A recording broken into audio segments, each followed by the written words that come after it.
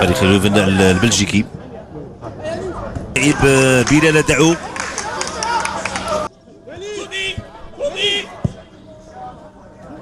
وليد كان تدخل ديال لاعب مروان. هذه محاولة الهدف اللي تسجل، فالحارس اسكندر قدماني كذلك اللي ساهم في هذا الهدف في الوقت اللي بغى يبعد الكرة.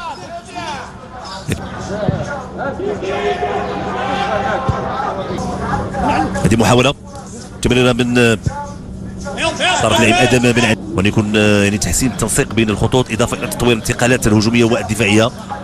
هذه الحصه اللي امام منتخب الباراغواي 31 من الشهر الجاري على ارضيه ملعب بولارديليس بمدينه لانسا الفرنسيه.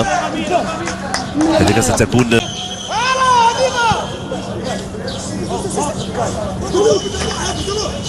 مرتد الان لفداء المنتخب الجزائري على مستوى الجهه اليسرى بالكعنيشي. تمكنش منها اللاعب ابراهيم الرباش.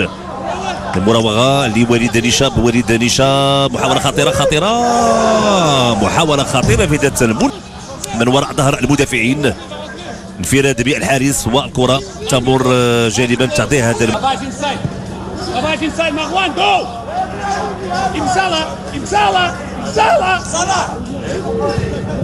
المنتخب المصري سيكون في مواجهه المنتخب التونسي كاوي الذي يلعب بفريق اف سي فولوندان الهولندي.